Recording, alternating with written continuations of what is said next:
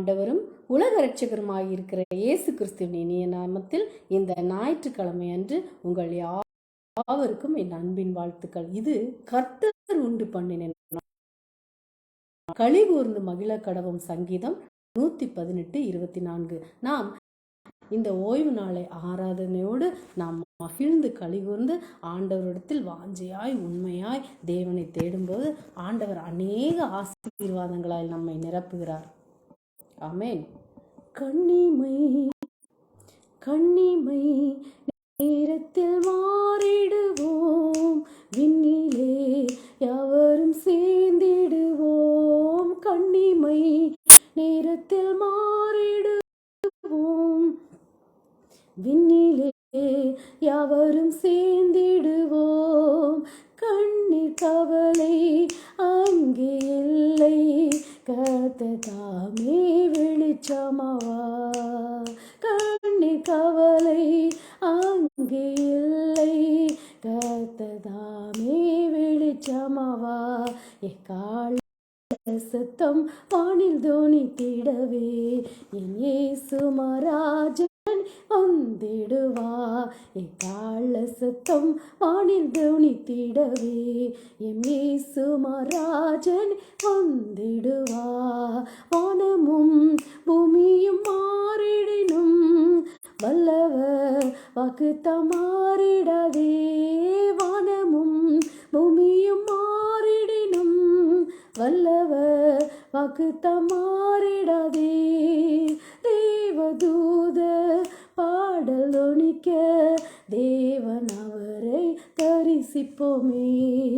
தேவதூத பாடல் தொனிக்க தேவன் அவரை தரிசிப்போமே. ஆண்டவருடைய பிள்ளைகளே, அன்பான தேவ பிள்ளைகளே, அறிவு பெருத்தவன் நோவு பெருத்தவன். இன்றைய காலகட்டங்களில் அறிவு பெருகி விட்டது. உங்களுக்கே தெரியும், அந்த காலங்களிலெல்லாம் நாம் ஒரு 100 வயசு 120 வயசு 102 வயசு சாதாரணமாக வாழ்ந்துட்டு போனாங்க. ஆனால் இன்னைக்கு அறிவு பெருக பெருக பெருக நாட்களின் நாட்கள் குறைந்து கொண்டே, ஆயுட்காலம் குறைந்து கொண்டே வருகிறது. நீங்கள் காண்பீர்கள் எவ்வளவு வருடங்கள் குறைந்து கொண்டிருக்கிறது. அறிவு பெருக பெருக நாட்கள் குறைந்து கொண்டிருக்கு. கர்த்தரை அறிகிற அறிவு, ஆம், கர்த்தரை அறிகிற அறிவில் அறிகிற விஷயங்கள் என்றும் மேன்மையானதே, என்றும் மேன்மையானதே.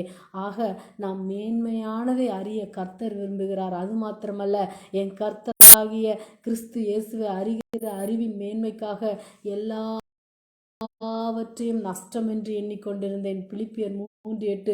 பூமி கர்த்தரை அறிகிற அறிவினால் நிறைந்திருக்கும். ஏசாயா 11:9. ஆபகூக் 2:14. பலிகளை அல்ல, இரக்கத்தையும் தகன பலிகளை பார்க்கிலும் தேவனை அறிகிற அறிவியும் விரும்புகிறேன். ஓசியா 6:6. கர்த்தரை சித்தத்தை அறிகிற அறிவு. இது நிமித்தம் நாங்கள் அதை கேட்ட நாள் முதல் உங்களுக்காக இடைவிடாமல் ஜெபம் பண்ணுகிறோம். நீங்கள் எல்லா ஞானத்தோடும் ஆவிக்குரிய விவேகத்தோடும் அவருடைய சித்தத்தை அறிகிற அறிவினாலே நிரப்பப்பட. கொலேசியர் 1:9. காண்பீர்கள், ஒவ்வொரு வசனமும் 7 அர்த்தங்கள் கொண்டதை உணர்ந்து கொள்ளலாம். சங்கீதம் 12:6. முகத்தை கண்டுபிடிக்க கர்த்தரை அறிகிற அறிவிலை வளருங்கள். நம்முடைய கர்த்தரும் இரட்சகருமாகிய இயேசு கிறிஸ்துவின் கிருபையினாலும் அவரை அறிகிற அறிவில் வளருங்கள். அவருக்கு இப்பொழுதும் என்றென்றைக்கும் மகிமை உண்டாவதாக. ஆமேன். 2 பேதுரு 3:18. என் கர்த்தராகிய கிறிஸ்து இயேசுவின் அறிகிற அறிவின் மேன்மைக்கே. இந்த கடைசி நாட்களில் அறிவு பெருகி போகும் என்று தானியல் தீர்க்கதரிசி சொல்கிறார். தானியல் 12:4. மனிதர்கள் ஆரம்ப பள்ளி, உயர்நிலை பள்ளி, கல்லூரி படிப்பு, தொழில்முறை படிப்புகளான வைத்திய படிப்பு, சட்ட படிப்பு என்று ஏராளமான படிப்புக்காக, உலக அறிவை பெற்றுக்கொள்வதற்காக படிக்கிறார்கள். வைத்திய படிப்பிற்காக பல லட்சம் ரூபாய்களை தியாகம் செய்ய ஆயத்தமாயிருக்கிறார்கள். ஆனால் இந்த அறிவுகள் எதுவும் எந்த மனுஷனையும் பரலோகத்தில் கொண்டு போய் சேர்க்க உதவாது. அப்போஸ்தலனாகிய பவுல் கிறிஸ்துவை அறிகிற அறிவின் மேன்மைக்காக என்று எழுதுகிறார். இந்த அறிவிலே ஒரு மேன்மை இருக்கிறது, மகிமை இருக்கிறது, நித்திய மகிழ்ச்சி இருக்கிறது. ஆம், பிதாவையும் அவருடைய குமாரனாகிய இயேசு கிறிஸ்துவையும் அறிகிற அறிவே நித்திய ஜீவன்.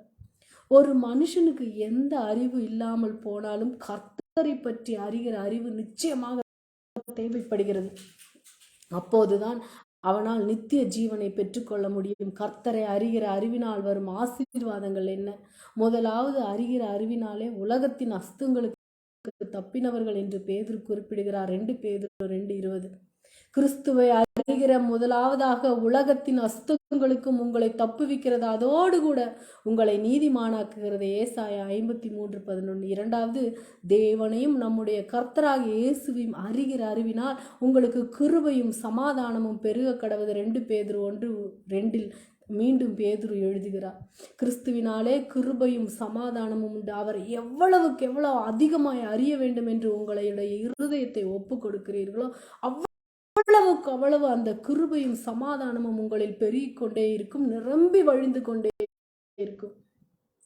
மூன்றாவது, அவருடைய திவ்ய வல்லமையை பெற்றுக்கொள்ளுகிறீர்கள். நம்மை அழைத்தவரை அறிகிற அறிவினாலே ஜீவனுக்கும் தேவ பக்திக்கும் வேண்டிய யாவற்றையும் அவருடைய திவ்ய வல்லமையானது நமக்கு தந்து அருளுமென்றி. 2 பேதுரு 1:3 பேதுரு எழுதியிருப்பதை பாருங்கள். கர்த்தருடைய திவ்ய சுபாவத்துக்கு நீங்கள் பங்குள்ளவர்களாய் மாறும்படி கர்த்தரை அறிகிற அறிவு உங்களுக்கு அவசியம். பேதுரு எழுதின முதல் 2 நிருபங்களை நீங்கள் வாசித்து பார்த்தால் அதிலே கிறிஸ்து இயேசுவை அறிகிற அறிவின் நிமித்தம் வரும் இன்னும் பல ஆசீர்வாதங்களை பற்றி எழுதப்பட்டிருப்பதை காணலாம். தேவ பிள்ளைகளே, கர்த்தரை குறித்து அதிகமாய் அறிந்து கொள்ள உங்கள் இருதயத்தை ஒப்பு கொடுங்கள். கர்த்தருடைய வசனத்தை பசி தாகத்தோடும் வாஞ்சியோடும் கேட்டு ஏற்றுக்கொள்ளுங்கள். கர்த்தருடைய ஆவியானவர் வேதத்தின் மகத்துவங்களை வெளிப்படுத்தும்படி உங்களை தாழ்த்தி மறுபடியும் தாழ்த்தி அவரிடத்தில் ஒப்பு கொடுங்கள். நம்முடைய கர்த்தரும் இரட்சகரும் இயேசு கிறிஸ்துவின் கிருபையினாலும் அவரை அறிகிற அறிவிலும் வளருங்கள். 2 பேதுரு 3:18. உலக அறிவு நம்மை மேன்மைப்படுத்தாது.